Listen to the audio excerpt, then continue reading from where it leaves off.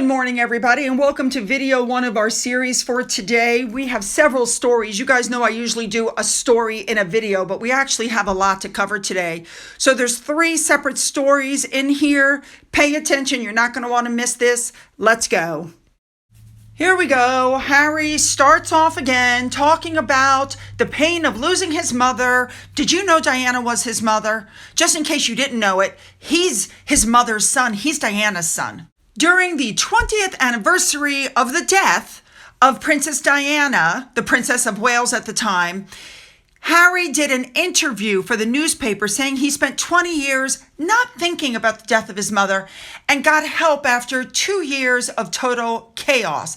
He said he had, once again, he threw his family under the bus. I had no family support, this tragic death, and therefore I was unable to open up. So then Harry told a group of bereaved children, don't suppress your grief forever because it will eat away at you.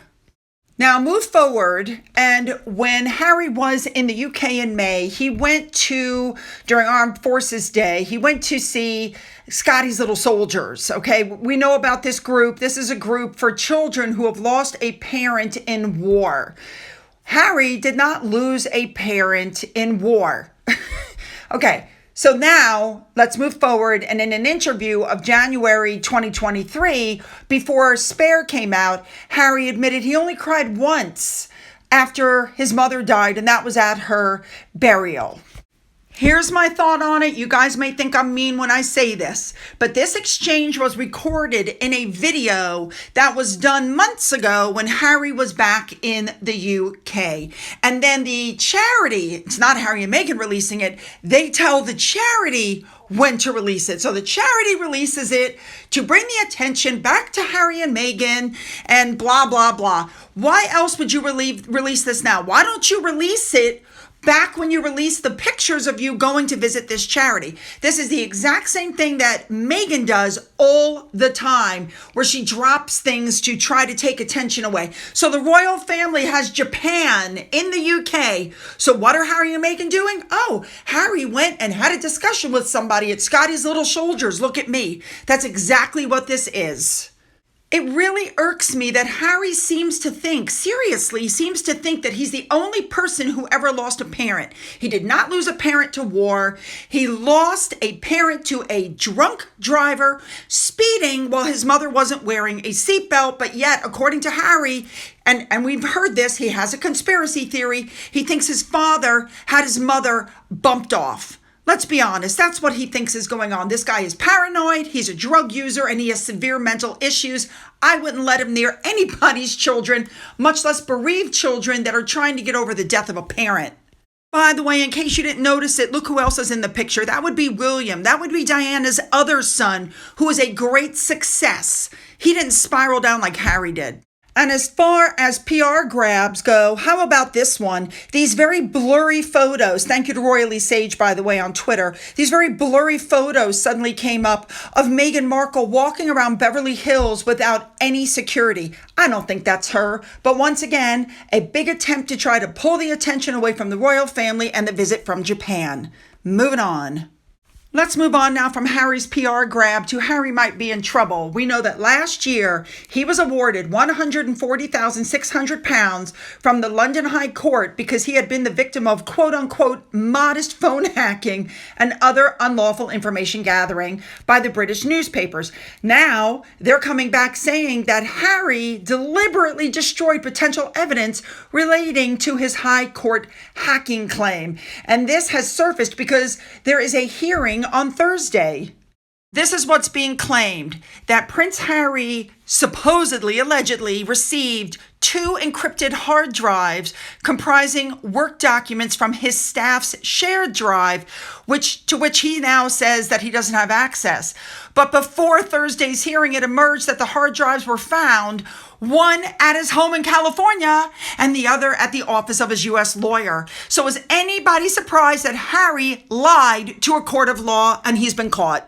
So now the news group newspaper wants these emails and text messages and WhatsApp messages that were sent and received by Harry and the material held on the 2 encrypted hard drives. The publisher wants to see the record of communication between Harry and the King's private secretary, Sir Clive Alderton, as well as Sir Michael Stevens, who is the keeper of the privy purse and treasurer to the King.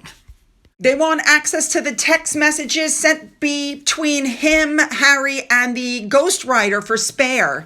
Now, David Sherborne, who we know is Harry's attorney, has said that the pair communicated via Single and their chat history is wiped before the book was published.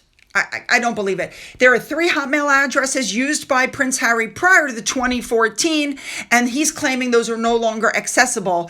But Harry's legal team has searched other email accounts to which he has access, which span from January 2014 until April of this year. And apparently they haven't been able to find anything. Are you kidding me? This man has pulled a Meghan Markle. I'm sure what he'll do is put in an apology to the court saying it slipped my mind. I mean, are you kidding me? This guy is an idiot. His attorney now. Oh my God. Could you imagine if his attorney is proven to have helped with this? Now, of course, David Sherborne is also saying that the group, the newspaper, is engaging in a classic fishing expedition by looking for documents they should have sought sooner. Why would they look for them sooner when Harry said they weren't available, only to find out that he lied and he had them? The newspaper's attorney said Harry has created a quote-unquote obstacle course to getting documents from his former lawyer and staff when Harry was a working member of the royal family. If he wanted his documents from his former solicitor or from the royal household, he would have gotten them. Exactly. I have a very sneaking suspicion this is not going to end well for Harry. All right, let's move on to our last story of the day. This is the weirdest story. So we know that the White Queen, or for those of you who don't know, the White Queen was the nickname for Elizabeth Woodville. She was the wife of Henry IV, who was not initially an appropriate choice for a royal spouse. So they just came out with a new portrait of Meghan Markle, and she is depicted as the White Queen. Oh my God, which I think is perfect because let's face it, guys, she's always identified as white until she moved to the UK, that is. I mean, the new portrait is called Returning White Queen by artist Dan Llewellyn Hall, which shows her skin looking blue in this picture. Don't worry about Harry. He's featured in the exhibition as Bonnie Prince Charlie. Now, this is part of a collection of new portraits inspired by the royal family throughout history, and it's going on display as part of an exhibition called The Reign. Here's some background information for you. Elizabeth Woodville married Edward IV in 1464. She was an outsider because of her family's allegiance to the House of Lancaster during the War of the Roses. The king was a member of the House of York.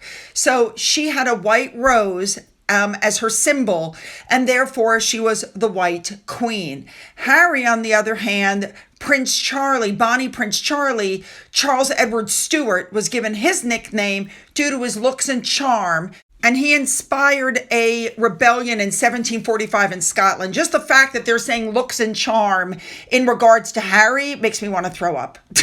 So anyway, that guy was the grandson of deposed King James II and fought to reclaim the throne for himself. Who does that sound like? So these figures are on the knife edge, it's being reported, of public opinion. They were okay for drawing comparisons, but listen, people are going on about the color, okay? It's always the color. It comes back to the color. And the reason for that is because Meghan Markle weaponized color. Don't forget what she said in the Netflix docuseries. Nobody treated me like I was black until I went to the UK. Then you have to remember what her agent said. I didn't know she was black. I thought she was part Italian. Then, of course, we found out that even when she was in school, everybody was shocked when they met Doria because she let people believe that she was part Italian. The reason that she didn't have an issue is because she didn't admit to anybody that she was black. Nobody knew she was part mixed race black because she didn't tell anybody. But the second she was able to weaponize it, suddenly it's, I'm a black woman. I'm here as your sister. I'm this, I'm that. That's exactly what happened. The spray tanning to try to push this narrative is just, as you can see in the pictures, it should be criminal. All right, guys, you know what to do. Hit the like button, hit the subscribe button, and then you're going to want to follow me over to video number 2. Let's go.